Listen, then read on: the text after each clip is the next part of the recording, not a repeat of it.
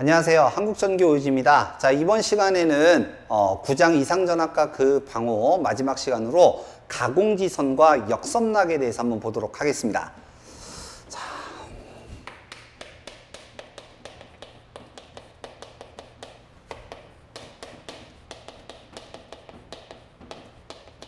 자, 먼저 가공지선은 제가 수업을 진행하다가도 몇 번씩 이제 얘기했던 거예요. 떨어지는 낙뢰로부터 선로를 보호할 목적으로 한다. 라고 이제 얘기한 게 이제 가공지선인데, 자, 먼저 이제 쉽게 얘기를 하면 이제 이런 거죠. 자, 철탑을 이제 정면에서 이제 바라본 형태입니다. 정면에서 이제 바라봤을 때 철탑의 가장 최상단부에, 떨어지는 직경내로부터 선로를 보호하기 위해서 나전선으로 이제 되어 있는 것. 요거를 이제 우리는 가공지선이라고 불러요. 이거를. 그러면 이 가공지선은 기본적으로 우리는 삼상이기 때문에 전선이 이제 이렇게 되어 있겠죠? 물론 이제 반대쪽도 있고요. 그러면 가공지선은 기본적으로 얘가 중심부를 기준으로 할 때 요렇게 일정한 각도가 이제 나타나게 되는데 이 각도를 우리는 차폐각이라고 부릅니다. 그러니까 쉽게 얘기하면 보호각이에요, 보호각. 얼마만큼 보호할 수가 있느냐. 그러면 이 차폐각이 크면 좋냐, 작으면 좋냐, 이렇게들 이제 얘기를 하는데, 차폐각은 클수록 좋은 거 아닙니까? 이렇게 얘기하시는 분들도 많아요. 자, 근데 이거를 요렇게 한번 봐볼게요. 여기에 이제 금속구가 있고요. 금속구가 있고, 여기에 이제 사람이 이제 이렇게 있는 거예요.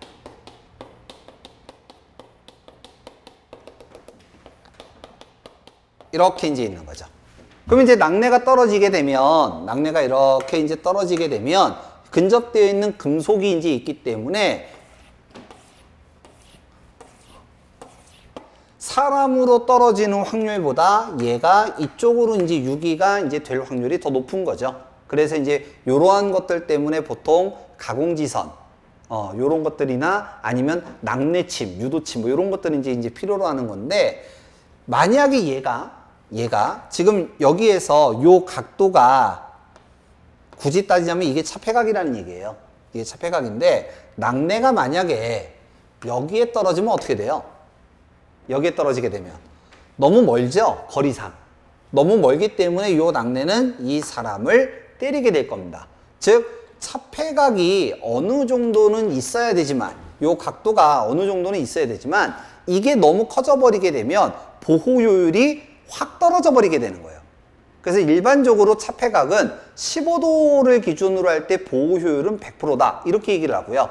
보통 30에서 45도 정도가 보호효율이 한 80% 정도 된다라고 이제 하는데 효율적인 부분을 위해서 보통 그 정도로 유지한다라고 이제 얘기를 합니다.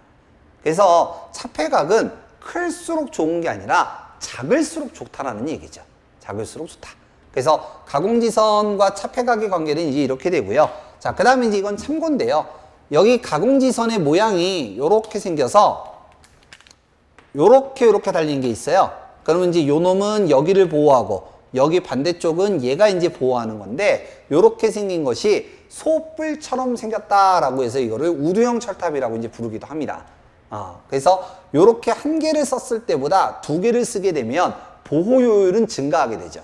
다만 뭐가 들어가요? 돈이 많이 들어가겠죠. 공사비가 이제 많이 들어가는 거죠. 근데 보호효율은 커진다. 이게 이제 가공지선의 이제 기본적인 특징이라고 보시면 됩니다. 추가적으로 이제 들어가게 되면 가공지선은 가공지선 같은 경우는 나전선이기 때문에 피복이 없잖아요. 피복이 없기 때문에 그림상으로 이제 그리면 전선이 요렇게 이제 가게 되고 그 다음에 가공지선이 요렇게 이제 있게 되면 전선 주변에 전자기장이 나오게 되잖아요. 그러면 요 전자기장이 나전선 쪽으로 좀 유입이 될 수가 있겠죠. 유도가 될 수 있겠죠. 그래서 이러한 L에 의한 장애를 이러한 나전선을 통해서 줄여줄 수도 있다라고 얘기를 해요.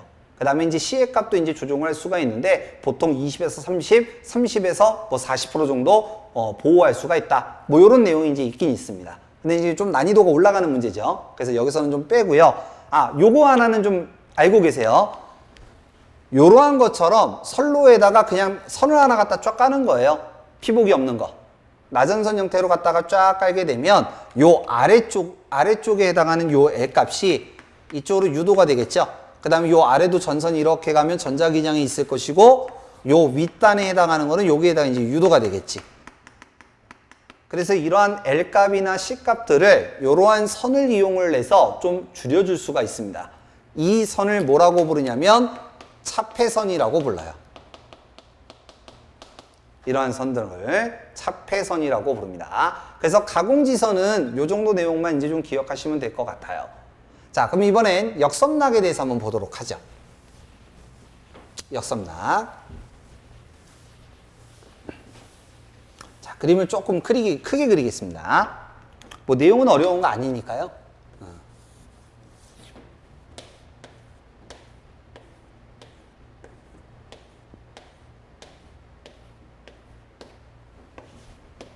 자, 하나만 이제 그렸습니다. 그리고 여기는 이제 대지라고 이제 할게요. 대지라고 할게요.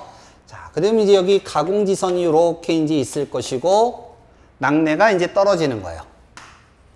낙내가 이제 떨어집니다. 제가 지금 여기에다가 애자를 10개를 그렸어요, 지금. 10개를 갖다가 이제 그렸는데, 보통 전선으로부터 제일 가까운 게 1번, 가장 먼 거를 10번이라고 하고, 현수애자 요거 10개를 한꺼번에 부를 때를 우리를 애자련이라고 이제 부른다라고 했죠. 자, 그러면 10개니까 선로전압은 1호사라는 것을 알 수 있을 겁니다. 1호사라는 걸 알 수 있을 거고요. 자, 낙내가 떨어지게 되면 가공지선을 통해서 얘가 대지로 방전이 되는 거예요. 대지로. 자, 근데 이제 여기에서부터 이제 문제가 있는 거예요. 자, 뭐냐? 잘 보세요. 일반적으로 선로에서 사고가 발생을 하면 얘가 전압이 이제 상승하게 되면 올라갔다 이거죠. 그러면 얘가 이렇게 가서 애자를 보호하기 위해서 우리가 여기에 아킹링, 아킹혼, 소환, 소각 이런 걸 이제 설치한다라고 했죠. 그러면 요 놈이 요쪽 양쪽으로 갈리게 되고 섬락이 이제 튀면서 방향이 중요합니다. 지금 방향 아래에서 위로 튀고 있는 거예요. 그러면서 대지로 방전한다라고 했어요. 우리가 2장에서 이제 이거 했었던 거죠. 아, 죄송합니다. 2장에서 했었던 거죠. 2장에서. 전선로 파트에서. 그래서 선로에서 이상전압이 발생이 되면 이렇게 해서 이제 방전을 하게 됩니다. 자, 그런데 낙내가 떨어졌어요. 방전을 하죠. 그러면 낙내는 전류죠. 낙내는 전류죠. 대지의 저항값이 있잖아요. 대지 저항값 R이 있어요. 그러면 전류와 저항이 만났으니까 얘는 뭐가 돼요? 전압이 되죠? 좀 더 정확하게 하면 전위가 되는 거예요. 전위가 형성되더라. 전기 위치정이 이미 나타나더라. 이렇게 되는 거예요. 근데 이 전위가 애자가 가지고 있는 섬락 전압값보다 높으면, 얘가 더 높으면 역으로 가는 거야. 역으로. 이렇게. 그러면서 투과파와 반사파에 의해서 쫙 이동하면서 선로를 망가뜨리게 되는 거죠. 선로에 영향을 준다는 얘기예요. 자, 얘는 역으로 들어오죠. 그래서 우리는 이거를 뭐라고 부르냐? 역섬락이라고 부르는 겁니다. 역섬락. 자, 그러면 이 역섬락이 생기게 된 원인은 누구 때문이냐? 누구 때문이에요? 낙내 때문에 그러죠. 하늘에서 떨어지는 낙내가 대지로 방전이 되면서 대지에 있는 저항값과 만나게 돼서 전위값이 상승이 됐기 때문에 그러지. 이 상승된 값이 애자의 섬락전압값, 정확히는 애자련의 섬락전압값보다 높으면 이러한 역섬락이 일어나더라 라는 얘기예요. 그래서 이러한 역섬락을 방지하기 위한 방지 대책이 필요한 겁니다. 방지 대책. 자, 그러면 첫 번째. 요 전류는 지금 얘가 증가해서 그런 거잖아요. 얘보다 얘가 더 높기 때문에 전위차가 발생했으니까. 그러면 이 전류의 값을 줄이거나 저항의 값을 줄이면 전압의 값이 줄어드니까 역섬락이 안 일어나겠죠. 그런데 이 전류는 하늘에서부터 내려준 선물이기 때문에 얘는 건들 수가 없어. 얘는 조절할 수가 없어. 그래서 어떻게 하느냐? 저항의 값을 줄이는 거예요. 어떻게 하느냐? 철탑은 다리가 4개가 있죠. 이 4개가 땅에 박혀 있잖아요. 그래서 여기 땅에 박힌 것을 통해서 대지로 방전이 되는데 이 철탑의 탑